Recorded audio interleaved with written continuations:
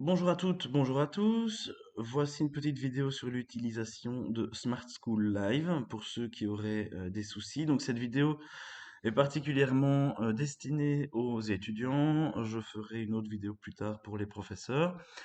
Alors, Smart School Live, comment ça fonctionne? Tout d'abord, c'est une plateforme qui fonctionne sur navigateur Internet. Ça veut dire que ce n'est pas un programme à installer sur votre ordinateur, c'est avant tout un programme qui s'utilise dans le navigateur. Par contre, sur smartphone, vous devrez installer l'application Smart School pour accéder à votre compte via votre téléphone. Et ensuite, le live, lui, se lancera dans le navigateur Safari sur iPhone, typiquement, ou Google Chrome sur Android. Pour les examens surveillés, on vous demandera vraisemblablement d'être connecté avec un périphérique externe du type tablette, smartphone, un deuxième ordinateur ou une caméra externe branchée à votre ordinateur principal, de manière à avoir une vue de côté, et voir un petit peu votre plan de travail. Ensuite, pour ce qui est des cours, vous pouvez continuer à participer au live sur Smart School Live avec votre ordinateur principal, ça ne pose aucun souci. Donc il y a plusieurs choses à savoir. Donc évidemment, ça, tout se passe dans votre navigateur Internet, ce qui vous oblige à avoir le bon navigateur Internet. Il y en a deux qui fonctionnent particulièrement bien avec Smart School Live. Ce sont Mozilla Firefox et Google Chrome, qui sont deux navigateurs. Alors, pour ceux qui utiliseraient Edge, Internet Explorer, etc., sachez que vous pouvez donc installer rapidement Google Chrome. Donc, vous cliquez sur votre navigateur Internet traditionnel, par exemple Edge. Vous pouvez chercher comment télécharger Chrome sur Internet.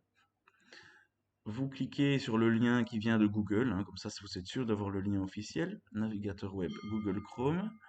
Vous pouvez cliquer sur télécharger Google Chrome, exécuter ici, vous suivez les instructions, hein, vous avez pas mal d'aides sur internet pour vous expliquer comment faire.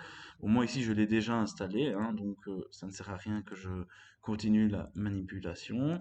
Et quand vous démarrez Google Chrome, donc c'est bien ce logo-ci, hein, et vous avez un navigateur capable d'aller sur Smart School sans souci. Alors, il y a plusieurs choses à savoir. Évidemment, vous devez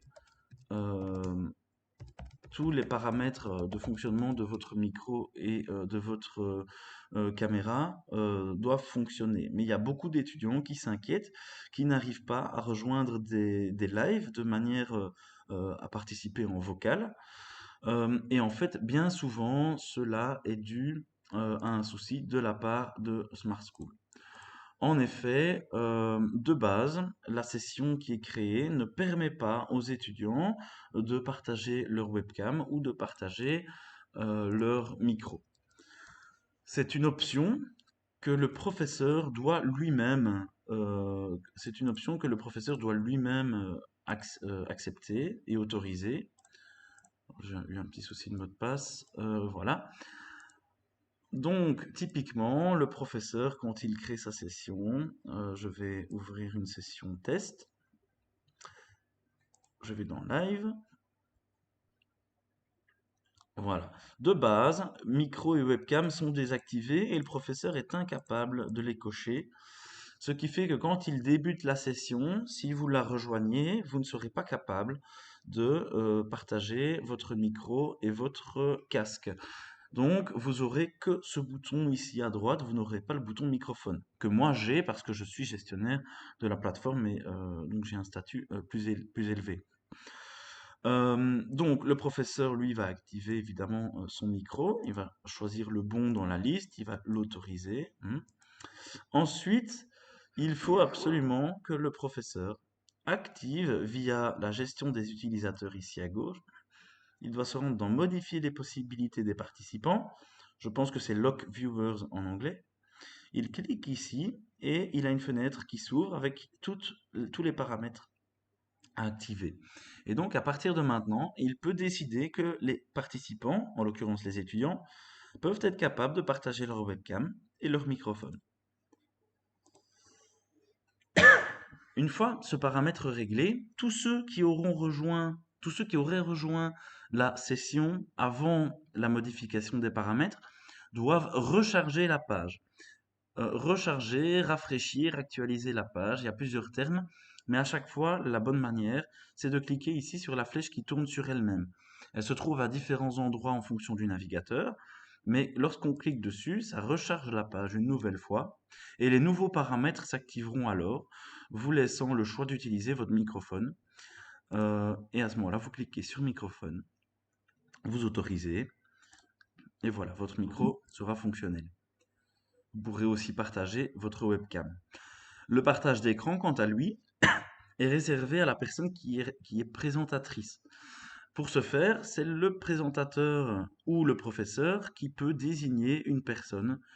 Je ne sais pas vous le montrer ici vu que je suis tout seul, mais on peut cliquer sur un étudiant et le définir comme présentateur. Celui-ci sera alors capable de montrer ce qu'il a à l'écran, ce qui peut être utile pour certains cours. Pour ce faire, vous aurez un bouton qui va apparaître, partager votre écran, ici, et vous pourrez sélectionner, dans Firefox c'est comme ça que ça se passe, vous pourrez sélectionner l'écran entier et cliquer sur autoriser. Sur Chrome, c'est encore un autre affichage, mais il est plus simple, donc j'ai préféré vous montrer l'affichage sur Firefox. Voilà, j'espère que tout est plus clair pour vous. Si vous avez des questions, n'hésitez pas à me contacter sur mon adresse gnormand, gnormand@esa-namur.be. Voilà, au revoir.